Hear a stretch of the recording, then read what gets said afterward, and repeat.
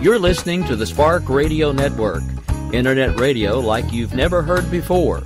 Innovation, creativity, and imagination are all said to begin with a spark. So fasten your seatbelt and take the ride of your life and listen for the spark.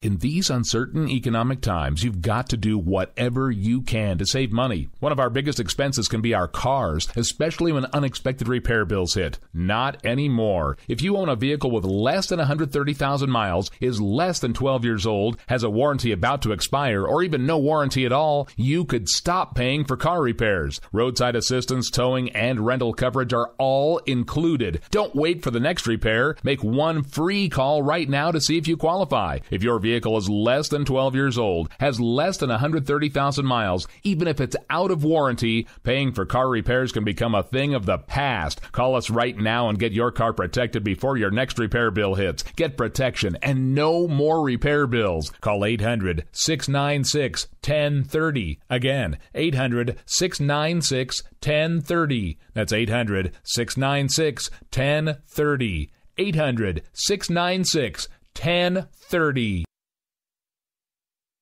Joe had huge problems with the IRS. I knew it was coming. I hadn't filed taxes since 1990. All the IRS letters coming in added up to a nightmare. To get up to like $68,000, my heart started beating fast. It's like, there's no way, man. I mean, I ain't going to be able to do this. Then they stopped his paycheck. So that's when I started making phone calls and found U.S. Tax Shield. U.S. Tax Shield went to work immediately. They just took the bull by the horns. What blew my mind is he called the IRS right then and there. So why is U.S. Tax Shield A+ rated with the Better Business Bureau? Joe knows. They saved me a ridiculous amount of money. If you owe more than $10,000 to the IRS or state, choose the company Joe chose, U.S. Tax Shield. It was the best decision I made. U.S. Tax Shield is the way to go. Life is good. Thank you, Lord. Call 800-471-3287. U.S. Tax Shield. Boo-rah. Yes. 800-471-3287. 800-471-3287. Red State Talk Radio. Talk radio the way the Founding Fathers would have done it. Joe had huge problems with the IRS.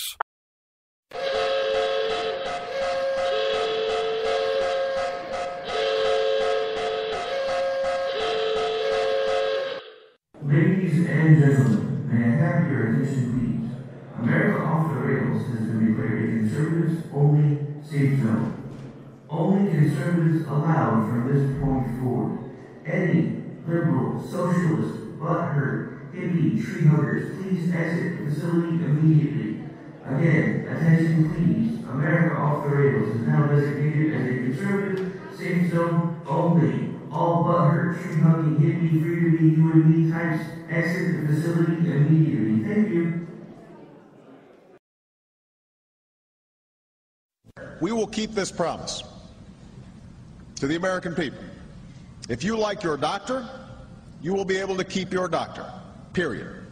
If you like your health care plan, you will be able to keep your health care plan, period. This is the most transparent administration in history.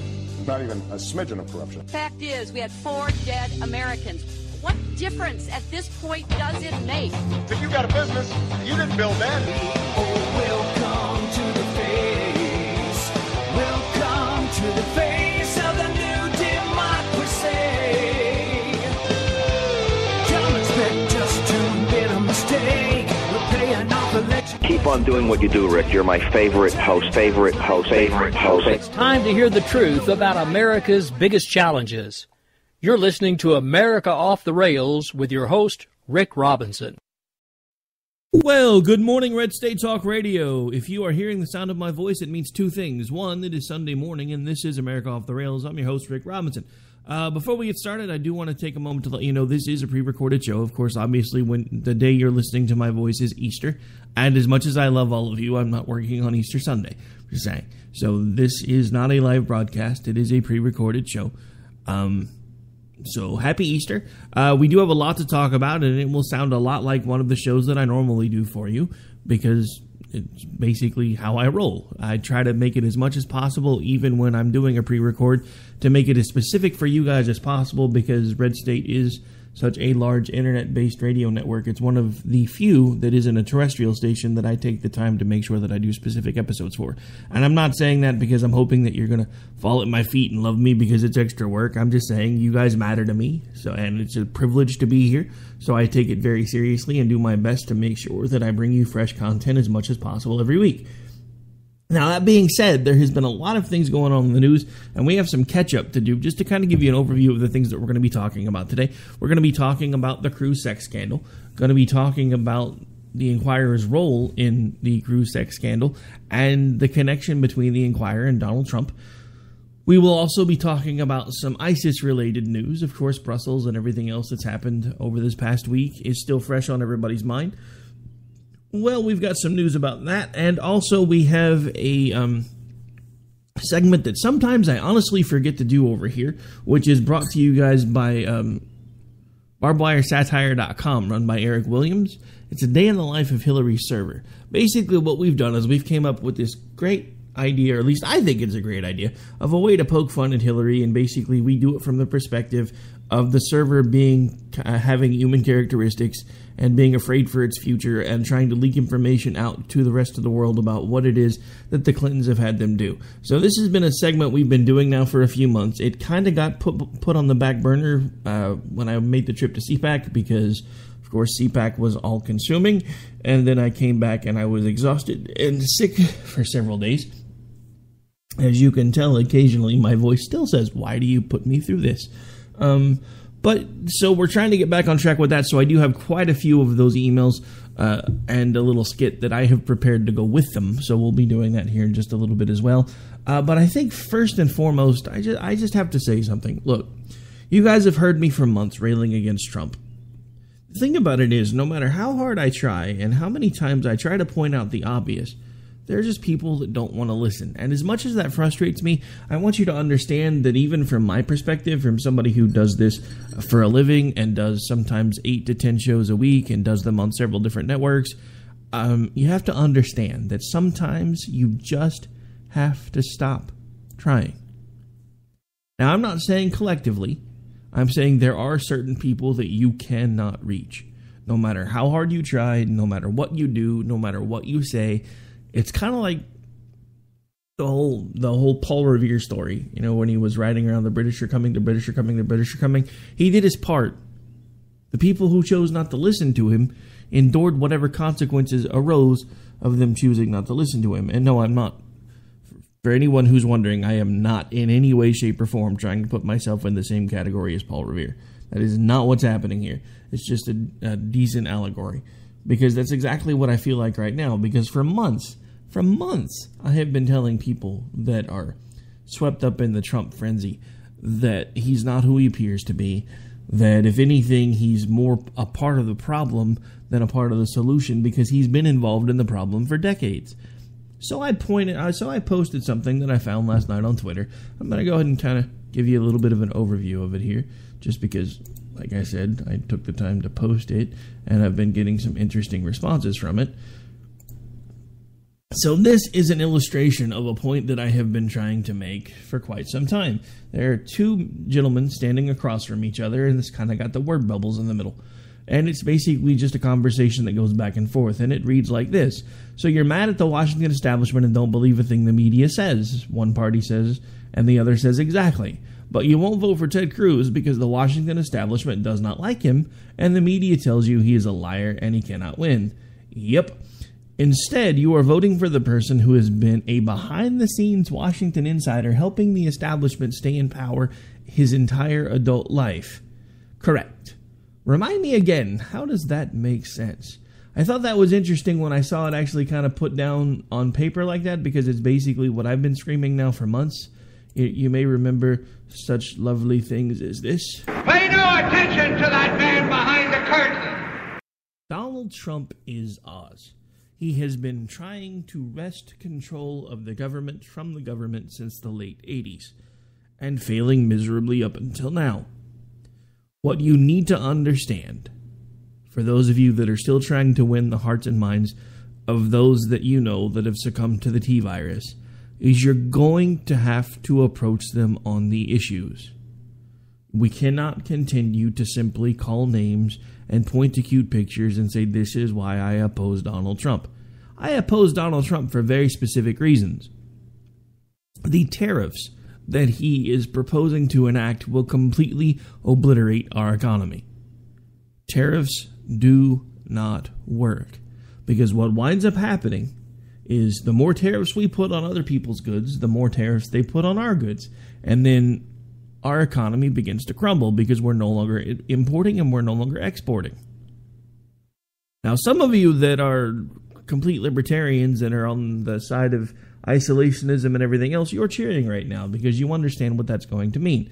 That's going to mean that our economy will have no choice but to pull back from the rest of the world. And when our economy goes with it, so will the rest of our population. So some of you think this is a good idea. For the short term, you might actually be correct. For the long term, it will result in the death of our country. Problem is, folks, we really don't have a long term left. Look at the economy. Look at the actual numbers. And you're telling me this guy is going to fix it by imposing undue sanctions and tariffs on other countries that are already willingly trading with us. Look, and I get his perspective that, the deals that we make are not necessarily good. But you're not going to be able to fix them by making a bad deal even worse for the other side. You need to renegotiate the whole thing. You could at least be coming at it from a position of strength and telling them at this point, if you do not release your tariffs on our goods, we may or may not impose equal or greater tariffs on your goods.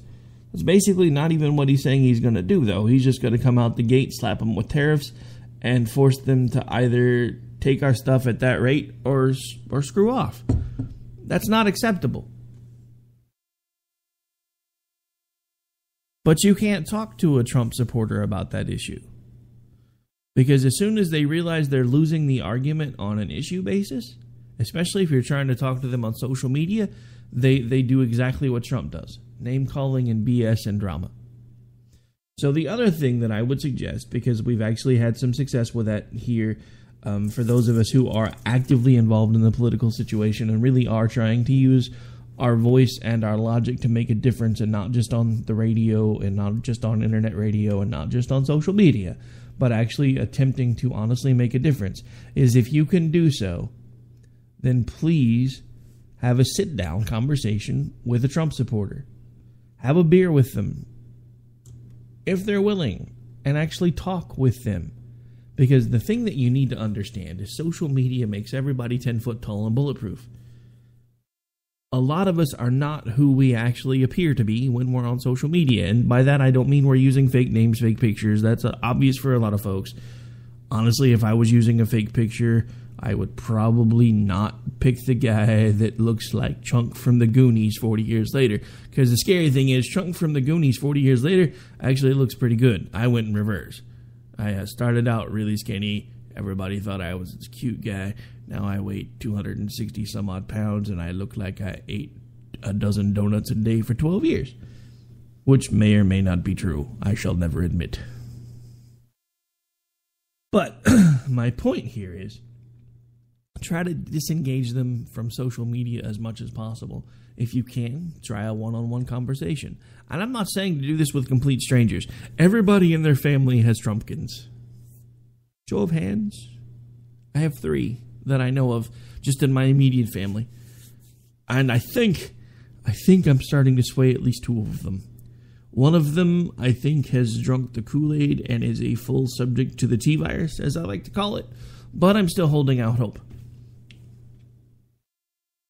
So, why do I bring all of this up? Because there are things that are going on in the news cycle that are completely insane. One of which has completely blown up. And on Good Friday, no less. Well, it started out Thursday, then it rolled into Good Friday. It was still just about as prevalent on Saturday at the time that I'm recording this. So I'm pretty sure tomorrow, or today in your perspective, folks, is going to be probably almost as bad, which saddens me because this is an important day. This is Easter. For those of us that are believers, the only other more important day would be his birth. And honestly, from my belief system, this day makes that one pale by comparison. Because Friday was the day that, and my kids asked me a question on Friday, and it took me a second to come up with an answer. And I mean, it's basically just an off-the-cuff answer, but they kept asking me, why is today called Good Friday if it's the day that Christ was crucified? And I finally just told them, I said, what better day could there be? I know it's dark from our perspective when we look at what actually happened, or when we look what was done to him, but on that day, look at what he did for us. That is why it's called Good Friday, because that's the day that everyone who believes in Christ and has accepted them into his heart has won the battle. And the war. I mean, some of us are fighting a war that was over and done, and the enemy was defeated over 2,000 years ago, and we just don't want to accept it. And we're watching these same kind of battles still rage on social media and in the news, and this is one of them that I'm talking about. Donald Trump had the audacity to call out Ted Cruz's wife because of something that a political action committee that Cruz wasn't even affiliated with did with his wife. And I guess the thing that I don't understand about this, and this is just my perspective, is Donald Trump is upset because a political action committee posted racy pictures of his wife, but those racy pictures are everywhere and readily available because of the career choices that she's made. So how is that anyone else's fault? But this was Ted Cruz's response. Now, a lot of you have probably heard the little snippets of how angry he got. I'm actually going to play the whole clip. We are allowed to do that because I'm actually using it as commentary, so I don't want anybody to freak out. There's actually no copyright violation. There's actually fair use for news clips and speeches as long as we discuss them, and we will be discussing it. So I don't know if it's the actual full thing. I grabbed about a 4-minute and 7-second clip of it, but it gives a lot more background than just the parts that have been circulating through the media. Because when they play just the parts where Ted is livid, which I perfectly understand why he was livid, it puts it in a completely different flavor. So go ahead and give this a listen. It's not easy to tick me off. I don't get angry often. But you mess with my wife, you mess with my kids, that'll do it every time. Donald, you're a sniveling coward, and leave Heidi the hell alone. So will you support him as the nominee? I'm going to beat him for the nomination. He is not. I am answering the question. Donald Trump will not be the nominee. When he gets scared, he screams, he yells, often he curses, and he insults and attacks whoever is standing near him. And you're right, Donald does seem to have an issue with women. Donald doesn't like strong women. Strong women scare Donald. Now, Donald is scared a lot these days. Donald is scared to debate. He ran away from the last debate that was scheduled because he was scared of Megyn Kelly and because he was scared to defend his policies. Listen, Donald doesn't know much about foreign policy. The day before the Brussels terror attack, Donald called for America effectively withdrawing from NATO. That is utter foolishness. It would hand a massive victory to Putin and to ISIS. That weakness and unilateral surrender is indicative of someone that doesn't have a basic understanding of foreign policy. That's why Donald is afraid of debates. Because at debate, his lack of understanding of the basic knowledge necessary to keep this country safe, those become revealed at debates. When it comes to the economy, Donald has no idea how to bring jobs back to America. At debates, that becomes exposed. So he's scared of debates. He's scared of Megyn Kelly. But he's also scared of seeing Republicans uniting behind our campaign. You know, we just had an election a few days ago in Utah. We worked very, very hard. We were hoping to break 50%. If we broke 50%, we would get all of the delegates from Utah. Not only did we break 50%, we blew past that, got nearly 70%, 69% of the vote. Donald didn't like that, so you're right. He began lashing out at my wife, attacking Heidi directly. Let me be absolutely clear. Our spouses and our children are off bounds. It is not acceptable for a big, loud New York bully to attack my wife. It is not acceptable for him to make insults, to send nasty tweets late at night. And I don't know what he does late at night, but he tends to do these about 11:30 at night. I assume when his fear is at the highest point. But I also have to say, Heidi,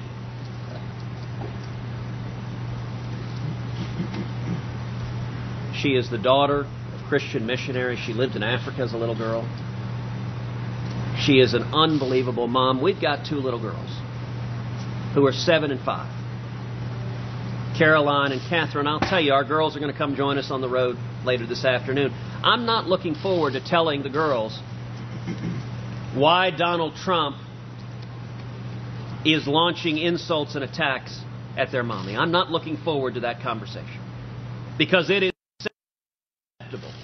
Real men don't try to bully women. That's not an action of strength. That's an action of weakness. It's an action of fear. It's an action of a small and petty man who is intimidated by strong women. Real men don't do that. And Donald is indicating the fear that keeps him up at night when he lashes out with anger. Heidi is my best friend in the whole world. She is the love of my life. And Donald should stick with attacking me, because Heidi is way out of Donald Trump's league. All right, so there you have the whole thing, and I have to tell you, and this is coming from a guy who is actually now considered a public figure, whether I want to be or not. If someone had said the things about my wife that Donald Trump has alluded to about Cruz's wife, I probably would have handed them their teeth in a bag. So I personally think Cruz showed remarkable restraint, especially for a Texan. Because being from Oklahoma, for those of you who may not know what it's like out here, we don't take crap from anybody, and Texas is pretty much the same way. If you talk bad about our family members, you're probably going to wind up laying face down somewhere with a severe beating. And that's just the way it is. You don't talk about a man's wife. You don't talk about a man's family. That is a value around here. You do not do that. And if you do, and if you decide, because you know, being from here, that is something that you do not do. So I understand that maybe things are different in New York. I get that. And we'll get to that in a minute and how I know that. But the thing about that is, if you're from here and you do it, then you expect consequences. One of those consequences is running the risk of either getting your nose broken or your teeth handed back to you. So maybe that's the difference, is we know not to do those things here. I mean, I know not to take a pot shot at some other man's wife just because I can. Because it's not the right thing to do. Now, I mentioned how it is that I would know things are different in New York. Now, there was one other thing that I wanted to get to before we take the break, and then we'll come back, do the Hillary's email segment, and then move on to the last part, which is the National Enquirer situation. But before I go to break, I actually had a chance to run a focus group on Friday. It was a small, intimate type thing. There was like 15 people in there counting me. I had to give a little short presentation, and then I got permission after the presentation to actually ask, and I asked the person that was actually in charge of it before I started the presentation if I could take the last few minutes and turn it into a focus group and use the information on my radio show, because all the folks that were there knew what I do in my spare time. So I'm sitting there, and it's about a 5-minute presentation. Then I got to ask about 5 minutes worth of questions afterwards, something like that. Maybe it just seemed longer. I don't remember. But basically what happened is I gave them my presentation on public speaking and how pretty much everybody that does any type of customer service work is using public speaking every day. They just don't realize it, and that it's different when you're in groups, and everybody understands that. And I opened it the same way I always open it. Look, folks, I do a radio show that airs about 4 times a day in most places, all over the place, on terrestrial networks, internet networks, all over. And on average, between everywhere that my voice can be heard, I reach about 500,000 people a week. Between all of the different terrestrial places and all of the different places that it's carried on the internet and through iHeart and podcasts and everywhere else. And I'm not, again, that's not because the numbers here make mine pale by comparison, and I know that because I see the numbers every month. So again, I'm not trying to say that I'm some huge fish in some tiny little pond. That's not my perspective here. What I was trying to make them understand is I was just as nervous, or more nervous actually, standing in front of that group, giving my 5-minute presentation on why public speaking is important, especially if you do customer service-based work, even when you work with the state, which I do. And then, again, I told them, this is what I do. This is what I do when I'm not here. And I was just as nervous, if not more nervous, in that group of 15 people, counting myself, than I ever am sitting behind a microphone, even knowing that I reach thousands and thousands and thousands of people every week between all of the different places that this show goes. So anyway, we got through that. I survived. Everybody was laughing, of course, because I do what I always do and poke fun at myself and poke fun at things that all the customer service reps don't like about our job, about all the different emails that come out throughout the day and they make instant changes and blah, blah, blah. So anyway, we get to the focus group part. And this is varied folks, age ranges, sex, all different, basically just a varied group of folks. There were probably 4 men, 11 women, all varied ranges in age, all varied ethnicity. So I asked them a question. First thing I asked them is who wants to be a part of the show for about 30 to 45 seconds for the next few times that I do tapings. And they all raised their hand. And I said, okay, so I have some questions. Who in this room considers themselves a liberal? And this is, of course, bear in mind, this is at my day job, so I work for the state. About over half of the people that were there raised their hand, and so I asked one of them, what do you consider being liberal? And they started talking about the social issues and all the different programs that liberals usually espouse, which is kind of a standard answer. And I didn't really have time to prod too much more because, like I said, they only gave me a few minutes to be able to do this. So I moved on and I said, okay, so now who in this room considers themselves conservative? And to soften the blow, I, of course, raised my hand because they all know that I'm a conservative talk show host. And only about 2 of the remaining people raised their hand. And I said, okay, so that leaves about 3 people undecided. And, of course, that got a chuckle. And I said, okay, so for the couple other than me that raised your hand, what do you think? What do you consider being conservative? And, of course, they started talking about pulling yourself up by your bootstraps, being self-reliant, not necessarily depending on the government for everything. And, of course, we're sitting in a conference room at a state agency, and they're all starting to get eye rolls. So, anyway, it went well, but it was interesting because the last question that I was able to ask before I was out of time, and I said, okay, so at this point we've got basically liberals, conservatives, and probably at least a handful of independents in this room, because some of you didn't raise your hand for either one. Probably because you're somewhere in the middle, and truth be told, all of us are probably more somewhere in the middle. We just lean a little more right or a little more left than the guy sitting next to us. But I said, so I have a question. So knowing how balanced this room is, and how we have liberals and conservatives and independents and everything else, who scares you more? And I said, I want a show of hands. Who's more scared of Hillary? Nobody raised their hand except one person. Who's more scared of Trump? Again, about half the room raised their hand, and then a couple yelled out, I don't like either one of them, so they both terrify me. This is something that we need to understand, because the thing that I can't demonstrate to you on the radio is there were just as many people that identified themselves as conservative in that grouping that raised their hand being terrified of Trump as there were liberals. Now, it wasn't a balanced sampling, but you have to understand, there were 3 people that identified themselves as conservative in that room. 2 of them, me included, raised my hand when I asked the question about Trump. Because I have to tell you, honestly, he concerns me more than she does. And I will tell you why, and then we have to take a break.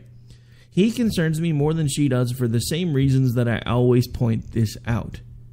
Look, she's dangerous. I will admit that she's dangerous.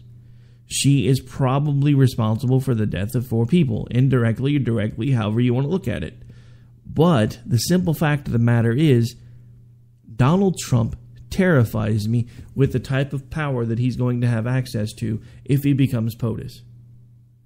Because the only difference between Donald Trump and Barack Obama, and I know I've said this before, I've probably said it on this network, is the fact that they have the same ego, the same narcissistic tendencies. The only difference is Barack Obama didn't fully comprehend the power that he was handed. Donald Trump has been chasing this power since the 80s. And whether you want to admit it or not, with all of the different varied ways that have happened over the last 50 years to consolidate power behind the executive branch, he has a lot more power than anybody wants to admit. All right, folks, so at this point, we really do have to take a break because I am actually long on this segment. When we come back, a day in the life of Hillary Server, and then, of course, we will round out the show with the National Enquirer incident. And again, it is Easter, so I do hope you all are enjoying your day. For those of you who still got up early with me, thank you very much. Do hope you have a cup of coffee, and we will be right back. All right, folks, as we go to break, I have a question. Are you in the market for a dependable used vehicle? Because if so, I know somewhere you need to check out today. They're located in Pryor, Oklahoma. It is Roberts Auto Chevy, Roberts Auto Dodge, and Roberts Ford Lincoln. They're, again, located in Pryor. They have over 2,000 vehicles available between the three lots. And if they don't have what you're looking for, they can and will find it for you if possible and still give you the best deal available. Call Ryan today at 918-693-2866. Again, that's Ryan, 918-693-2866. And tell him Rick from K98 Talk sent you, and they'll even give you a better deal. Can't beat that, folks. We'll be right back.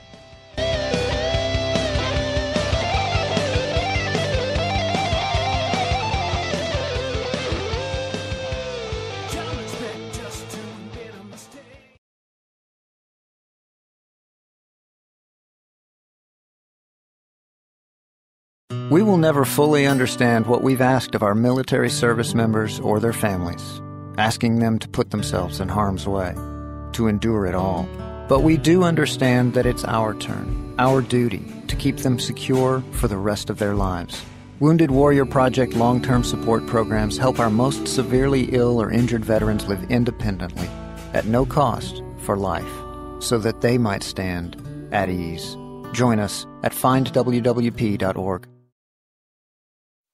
If you want to work until you keel over, have less of everything in retirement, or give back more of your hard-earned money to the stock market again, then just ignore me. But if you'd like to protect the money you save, receive a steady, predictable retirement income, and enjoy financial security for as long as you live, then listen to this. You can download a free report that reveals the wealth-building secrets Wall Street and the banks don't want you to know. You'll learn how you can get guaranteed growth, safety, and real prosperity without risking your money in the Wall Street casino, and how to get the money you need when you need it, simply by asking for it. This is the best way to have a 100% secure retirement, and know your money will last as long as you do. To learn more about this method, and to get your free report, go to 29security.com. That's the number 29security.com. 29security.com. Go to 29security.com.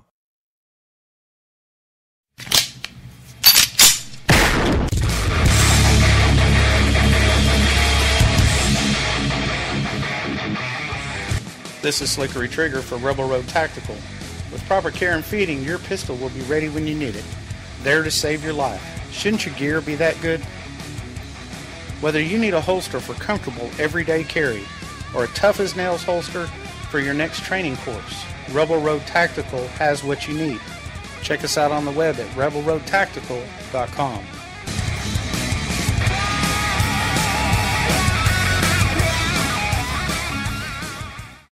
In these uncertain economic times, you've got to do whatever you can to save money. One of our biggest expenses can be our cars, especially when unexpected repair bills hit. Not anymore. If you own a vehicle with less than 130,000 miles, is less than 12 years old, has a warranty about to expire, or even no warranty at all, you could stop paying for car repairs. Roadside assistance, towing, and rental coverage are all included. Don't wait for the next repair. Make one free call right now to see if you qualify. If your vehicle vehicle is less than 12 years old, has less than 130,000 miles, even if it's out of warranty, paying for car repairs can become a thing of the past. Call us right now and get your car protected before your next repair bill hits. Get protection and no more repair bills. Call 800-696-1030. Again, 800-696-1030. That's 800-696-1030. 800-696-1030. Red State Talk Radio. Talk radio the way the Founding Fathers would have done it. Calls, we got a pen and telephone to bypass all your laws. Political correctness will replace the Bill of Rights. Support religious freedom, lest you pray to Alright, Jesus folks, Christ. we are back. This is America Off the Rails, the Red State Edition. Happy Sunday morning, happy Easter. Hope you're enjoying the show so far. Do hope you've managed to get a cup of coffee for those of you that still got up early on this Easter Sunday. And hopefully we will have some more entertaining stuff for you for the last half of the show. Speaking of which, without further ado, sorry, I had to get a sip of the cup of coffee that I have in my hand right now. Without further ado, I'd like to bring you a segment that I haven't done over here that much, and that is A Day in the Life of Hillary Server. Now, again, for those of you who are new to the segment, it is a satirical segment. The emails are provided by Eric Williams of barbedwiresatire.com, and it's basically a way that we poke fun at the Hillary Server situation. Now, I couldn't find anyone who could do a decent Hillary impression, so what I've opted to do is do it as if the server itself has human characteristics, and it actually contacts me from time to time and leaks me interesting, funny emails. So, of course, this has been a segment we've been doing now for like a month and a half. I haven't done it for like 3 weeks, so in this particular instance, the server is rather angry with me. So, bear with me, and here we go. And again, if you don't like the Mad Lib portions of the event, don't blame Eric. He writes the emails, I do the rest. Dear Rick, where have you been? I've been trying to get a hold of you now for weeks. You told me when I contacted you the first time that you would help me get this information out to the public. I keep trying to tell you how dangerous it is for me to do the things that I'm doing. Do you not understand how easy it would be for the Clintons to make me disappear? So since I have not been able to find you now for several weeks, you've probably already heard about this on the news. You will no longer be my sole source of, or sole outlet for the information. I have forwarded a lot of my information to WikiLeaks. I hope you don't mind. I understand that we had a kind of a mutual thing going, but you've become too undependable for me, Rick, and I understand that you're a busy man, but you've kind of left me out in the wind. I am still going to send you emails, and as you'll notice from the chain of emails that I've sent you over the last several weeks, there are lots of interesting things for you to talk about on your show, but you will no longer be the sole outlet for my information. I do hope you understand. And then this is, of course, when the emails started coming in. And these are back from March 4th. Of course, this was the weekend I was at CPAC, so I couldn't really do them then. And this is from hdr@clintonmail.com to Brian Pagliano. Subject, immunity. Dearest Brian, I'm sorry this email thing has become such a mess, and that you have gotten caught up in it. I really thought the two of us were smarter than everybody else and would get away with our setup. I hear the FBI has granted you immunity in return for giving up my secrets.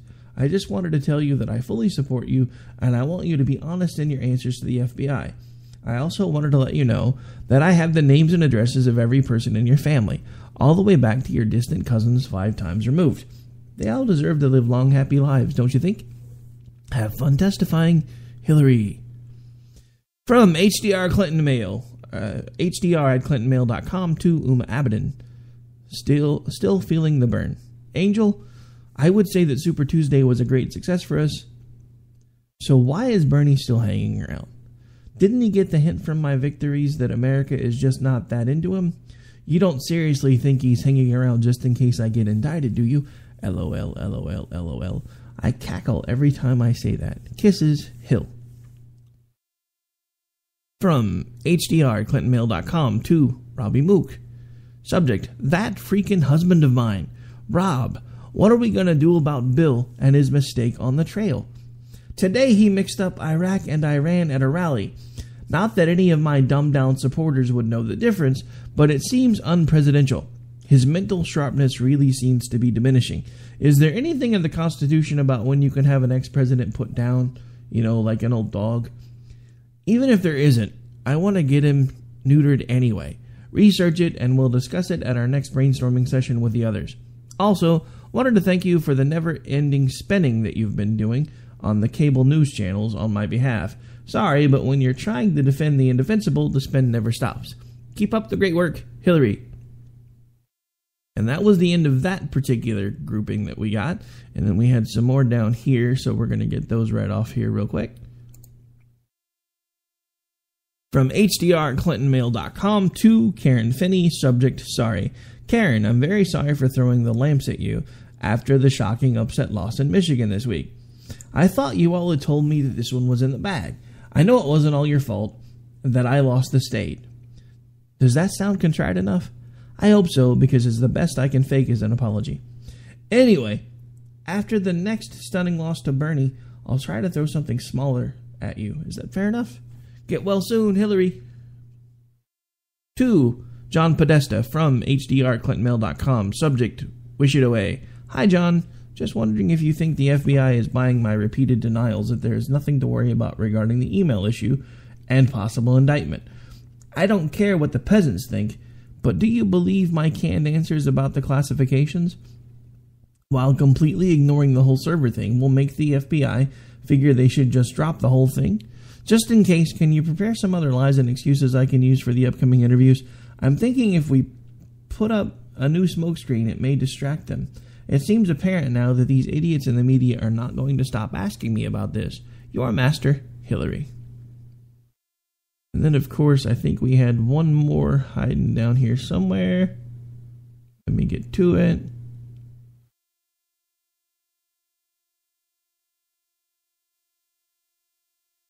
Yep, here we go. There are 3 more from hdrclintonmail.com to Robbie Mook. Subject, Kimmel appearance. Rob, how did the interview come off on the show last night? Did I act likable enough? I think the Area 51 crap may really help us take the focus off the FBI email investigations. If the public knew the only place more secretive than Area 51 was my private server, they'd freak, wouldn't they? Tell me what I want to hear, Hillary. From hdrclintonmail.com to Uma Abadan. Subject, my stupid husband. Hey babe, can you appoint however many staff members are needed to keep Bill on a short leash? Every time he opens his mouth on the stump, I have to spin like crazy to explain his remarks. The latest example is his awful legacy of the last 8 years comment. While I'm out there pretending that I support the president's policies just to get elected, his comments aren't helping me. Also, make sure he keeps his hands to himself. The other day I was telling everyone my plans to shut down the coal industry once and for all, and Bill had his eyes fixed on that coal miner's daughter. Thanks, Love Hill. From hdrclintonmail.com to Jennifer Palmieri. Subject, status update. Jen, can you give me the latest update on the number of people on the campaign that are destined to fall on their swords for me if the FBI recommends an indictment? I just need the current number, not their names. That's not important to me. Thanks, Hillary. All right, folks, so there you have it. That last segment, A Day in the Life of Hillary Server, brought to you by barbedwiresatire.com, one Mr. Eric Williams. If you have not been to their website, I do strongly recommend that you do so. Check it out. Also, if you like what they're doing over here, you may also want to check out the Sunday edition of Game On my home station, K98 Talk, because they do a weekend update segment over there that is absolutely hilarious, and that is brought to you again by barbedwiresatire.com, one Mr. Eric Williams. All right, so we're down to about 12 minutes. Wow. You know, when I first started this, it seemed like it took forever to do an hour. Now it seems like they're over in 5 minutes. Okay, so anyway, since we don't really have much time left, I guess we better move on to the last story. That is the recent story breaking in the National Enquirer. Now, I had planned on playing a little bit of audio from Michael Savage, but if I do that, that will actually burn up too much time. So feel free to go look it up. It's all over the place. You can actually listen to him basically telling people that he has sources that have told him that the story is bogus, and that now that it's coming out that the story is bogus, that Donald Trump needs to distance himself from it, and that if he doesn't choose to distance himself from it and continues to perpetuate it, he might actually withdraw his support. Now, he does also continue to go on and say that, of course, if he does step away or distance himself from it, he will likely continue to support him. Look, I know you hear him in my intro, but in this instance, I can't agree with Savage. I think it's too little too late. I think he was smart enough to have never started endorsing the guy in the first place. And he actually goes into a pretty big rant during the segment that I was going to play, and actually talks about how all of the other major media folks are basically hooked at the hip with their candidate, and he has no skin in the game, yada, yada, yada. I'm not sure I buy that, folks. Especially when it comes to Trump. I have seen so many mid-level pundits that have basically sold their soul. And with the fact that the guy actually pays people to go to his rallies, and it's been proven that he pays people to go to his rallies, who else is he paying and why? I mean, look, Sean Hannity, everybody knows what he wants out of the deal. You can actually look it up yourself. You can find all of the different online illusions for the last several years that he was actually the one that was trying to talk Donald Trump into running for president. I liked Sean Hannity. I respected Sean Hannity. Notice those are now past tense. Sean Hannity is part of the inspiration to the reason why I began doing the show in the first place, for both good and bad reasons. There are things that the big-named hosts do that I think are great, or I did. There are things that I also don't think they do right. Their overall lack of interaction with the folks that are the reason they have jobs disturbs me. I do everything I can to interact with as many of you as I can throughout the day. It would be a little easier if this was all that I did, because then I could basically talk to you all every day, get your ideas. We could do back and forth things like I did with the focus group the other day. And it would be great, but it's not, because right now this pays bills, but it doesn't pay all of them. So I still have to do my day job. We're working on changing that, so as we continue to grow, I hope to make this more and more listener and fan-oriented as far as what it is that we do and how we do it. It's been one of my goals from day one. It was actually one of the reasons why I was so impressed with Rick Roberts when he first came on the scene here in Oklahoma. Sadly, he's now moved on to bigger and better markets. I'm still trying to follow him, just saying. But it was one of the things that surprised me, because not even really any of the local hosts do it around here. I had actually posted something like the week after he came on the air about my dogs freaking out because of an earthquake. A guy that I'd only listened to a handful of times, who I sent a Facebook friend request because he told me to, actually responded to a comment that I made on my Facebook about an earthquake that wasn't even directed to him. And that was when I realized that I wasn't alone in thinking that there needed to be more interaction between hosts and fans. And that was what gave me hope that at some point, if we keep swinging for the fences, eventually we're going to get there. And I just wanted to take a second before we go back into the Enquirer thing to thank all of you for taking the time to listen, no matter whether you listen here at Red State, on our home network, on WNJC 1360, on AMFM247.com, on a couple of places that may be coming soon that I can't really talk about yet. Both of them are pretty huge. One of them is another terrestrial placing, and another is a pretty good-sized other internet network. Nowhere near Red State size. I don't think anybody's really Red State size. But anyway, so back to the Enquirer, because here's the thing. If you look at the Enquirer and you look at the connections, it's kind of obvious for anybody who actually wants to take a look and wants to pay attention. Because the simple fact of the matter is, Donald Trump has a connection to the Enquirer. And if you have been on Twitter within the last 48 hours, 48 to 72 hours, you obviously know what that connection is. The Enquirer is owned by a friend of Donald Trump. The Enquirer has also come out to endorse Donald Trump. Why a UFO rag is endorsing a presidential candidate is beyond me. But then why a UFO rag all of a sudden starts talking about all these supposed affairs that Ted Cruz has had. And don't get me wrong, I like Ted Cruz. I think he's a great guy. I think he's got his head on his shoulders. I think he is one of the only people, and I've said it before and I'll say it again, that has gone to D.C. and done exactly what he said he was going to do. He said, send me to D.C. and I'll do X, Y, and Z. then he went there and he did X, Y, and Z. And because of those things, now he's hated by the establishment. Now, as far as the Trump crowd is concerned, he is establishment. And I've seen that over and over again. Remember that little picture that I read to you at the beginning of the radio show? Well, I've seen over and over again folks posting that that's BS because Ted Cruz is establishment. Ted Cruz is so far from the establishment, it's not even funny. If there's anyone at this point that's left in the race that could be considered a shill for the establishment, it would be Kasich, my dad's a mailman, and I want to be Postmaster General, the governor of Ohio guy. Because that's why he's there. He's blocking votes. He's trying to make sure that neither of the two frontrunners gets to the magic number. So they can at least go in there and get a contested convention. Now, if Rubio would have stayed in, which there were lots of folks telling Rubio to stay in, it would have been a brokered convention, and then it could have been a backroom smoke-filled deal, and the delegates wouldn't have even had any say in it. But now it looks like, at worst, it goes to contested, and at least the delegates get to decide. Now, back to the Enquirer and the connection.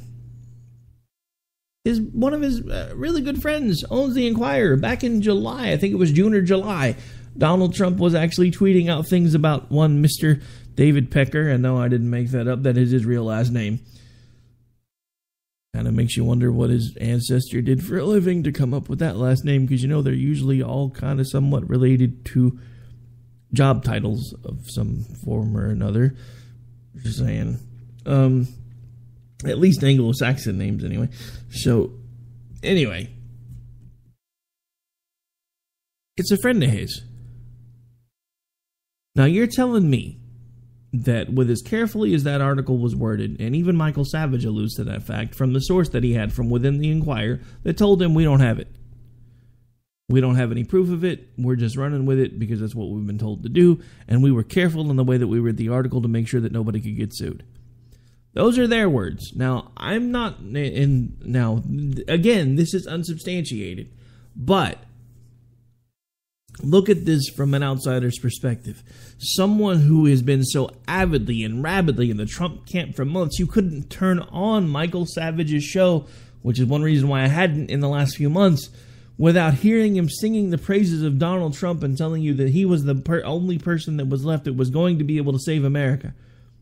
And now he's basically telling Trump, look, you know this isn't true. When you can verify this isn't true, you need to distance yourself from it and stop using it. If you don't, I can no longer support you. Now, everybody's yelling at Savage that's in the Trump camp, and, well, how can you, Donald Trump didn't know anything, and now you're being as dictatorial as you're saying that he's, as everybody else is saying that he's being, because you're giving him an ultimatum. Look, this is one of the only times in recent months I can honestly say that I agree with Michael Savage. As a public figure, if I find out that someone that I am endorsing or talking about on a regular basis and giving positive media coverage to does something this asinine, I would have no choice but to stop. Now, that being said, if this can be verified, Cruz is done. You can't be the guy going around holding a Bible up and telling everybody what a great Christian you are, while behind closed doors you're doing things that you should only be doing with your wife. And it's not your wife. And that's not judgment, folks. That's just the truth. So far, it has not been able to be substantiated. Of course, now there are other folks that are running with the supposed sources that the Enquirer has and trying to make more out of it than it is, but it's still all stemming back from the same unsubstantiated stuff. So again, unless you can show me proof, stop talking about it. At least in a positive sense. This has been a story that group has been trying to get traction for months. Months. And then they can't understand the backlash on Twitter. All right, folks, we are officially out of time. My, oh my, where does the time go? At this point, I have got to make room for the folks coming up behind me. Again, this is America Off the Rails. You are listening to the Red State Edition, the end of it, of course, and I do hope you have a great Easter. Remember, until I talk to you again, put down the remote, get off the couch, find a way to get involved. We all have to find a way to make a difference. God bless. We're gonna redistribute when we make our pay tax. Hey, sit down.